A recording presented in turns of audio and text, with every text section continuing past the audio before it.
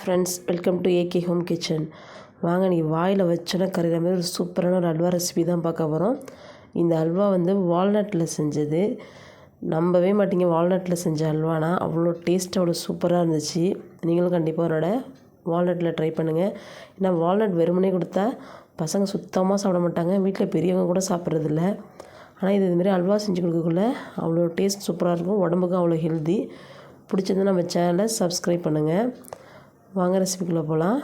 இது நான் வந்து 1 கப் வால்நட் எடுத்திருக்கேன், 1 கப் கருப்பட்டி எடுத்திருக்கேன், கொஞ்சமாக வந்து கடலை மாவு எடுத்திருக்கேன், 1 கப் பால் எடுத்திருக்கேன், தேவையான அளவு நெய் எடுத்திருக்கேன், கொஞ்சமாக வந்து திராட்சை, கருப்பு திராட்சையும் இந்த பன்னீர் திராட்சையும் எடுத்திருக்கேன். இப்போ இந்த பால் ஊற்றி இந்த வால்நட்டை நல்லா மையாக அரைச்சிக்கலாம். நல்ல ஒரு பேஸ்ட் கன்சிஸ்டன்சியில் அரைச்சி எடுத்துக்க தனியாக வச்சுக்கோங்க. இப்போ கருப்பட்டி வந்து கரைச்சி மட்டும் நம்ம எடுத்துக்க போகிறோம். கொஞ்சமாக தண்ணி சேர்த்துட்டு அது சும்மா கரைச்சிட்டு வடிகட்டி எடுத்துக்கலாம். பாருங்கள், எல்லாமே கரைஞ்சிட்டு இப்போ வடிகட்டி தனியாக எடுத்து வச்சுக்கலாம். இப்போ கடாயில் நெய் சேர்த்துக்கோங்க. வால்நட்லேயே எண்ணெய் நிறைய பிரியும் அப்படின்றதுனால நீங்கள் நெய்யோட குவான்டிட்டி கம்மியாகவே சேர்த்துக்கலாம். இப்போ நான் கடலைப்பருப்பு மாவு இருக்குல்ல, அது வந்து வறுக்கிறதுக்கு மட்டும்தான் நான் இப்போ வந்து நெய் சேர்த்துருக்கேன். இது நல்லா அந்த பச்சை வடை போய் நல்ல ஸ்மெல்லு ஒன்று வரும், கடலைப்பாவோட வாசம், அது வரைக்கும் நல்லா வறுத்து எடுத்துக்கோங்க. லைட்டாக கலரும் சேஞ்ச் ஆகும்.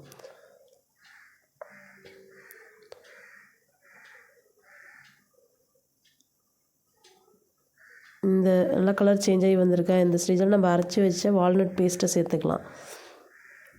ஏன்னா வெறுமனே வால்நட் போட்டு அல்வா செய்யக்குள்ள இந்த ஸ்மெல் வந்து அந்த தோப்பு ஸ்மெல் லைட்டாக இருக்கனால எங்கள் பாப்பா சாப்பிட மாட்டான்னு சொல்லிட்டு நான் வந்து இதுமாரி ட்ரை பண்ணேன். அல்வாவோட டேஸ்ட் அவ்வளோ சூப்பராக இருந்துச்சு. இப்போ இதை நல்லா ஒரு சேர கலந்து விட்டுக்கலாம். ஏன்னா லைட்டாக அந்த நெய்யிலே வதங்கணும்.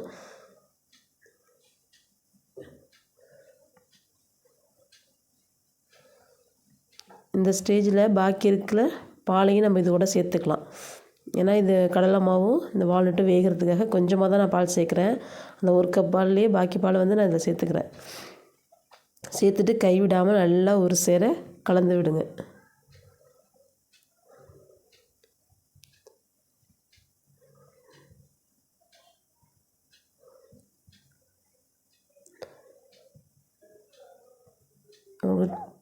இந்த ஸ்டேஜில் வந்து கருப்பட்டி சேர்த்துக்கலாம். நல்லா வெந்து வந்திருக்கு. இந்த ஸ்டேஜில் வந்து கருப்பட்டி சேர்த்துக்கலாம். இது செய்கிறதுக்கு ஒரு 20 மினிட்ஸ் தான் ஆகும். இப்போ வந்து கைவிடாமல் நல்லா இதையும் மிக்ஸ் பண்ணி விட்டுடலாம். ரொம்ப ஈஸியாக செஞ்சிடலாம். நீங்கள் ஆனால் வால்நட் வந்து வறுத்துட்டு அரைக்காதீங்க, ஏன்னா எண்ணெய் வந்து பிரியும், இந்த ஒரு மாதிரியே அந்த ஸ்மெல் நல்லா இருக்க மாட்டுது. அதனால் வால்நட் வந்து பச்சையாகவே நம்ம வந்து பால் ஊற்றி அரைச்சிக்கலாம். இப்போ லைட்டாக கலர் வந்து நம்ம அல்வா கிண்ட லைட்டாக கலர் சேஞ்ச் ஆகி வரும். இப்போ கொஞ்சமாக நெய் சேர்த்துட்டு அதை நல்லா மிக்ஸ் பண்ணி விடுங்க. இது செய்யக்குள்ள அடுப்பு வந்து ஸ்லோ ஃப்ளேம்லேயே வச்சு செய்யுங்க. இப்போ வந்து திராட்சையை வந்து நெய்யில் வறுத்துட்டு அதையும் ஆட் பண்ணிக்கலாம். நீங்கள் ரொம்ப வச்சு கிண்டிகிட்டே இருந்தீங்கன்னா அந்த வால்நட்லேருந்து எண்ணெய் பிரிகிறது ஸ்மெல் வந்து நல்லா இருக்காது. அதனால் இந்த நெய் ஸ்மெல்லோடையே கொஞ்ச நாள் நீங்கள் செஞ்சிங்கனாலே நல்லா எண்ணெய் பிரிஞ்சு அல்வா பதத்துக்கு வந்துடும். இந்த ரெசிபி கரெக்டாக 20 மினிட்ஸில் வந்து ரெசிபியே வந்து உங்களுக்கு ரெடி ஆகிடும். இப்போ ஒரு கரண்டி வச்சு எடுத்து பாருங்கள், கரண்டியில் ஒட்டாமல் வரும். அங்கே பாருங்கள் எவ்வளோ அழகாக வருதுன்னு சொல்லிட்டு. இப்போ எடுத்து நம்ம சர்வ் பண்ணலாம்.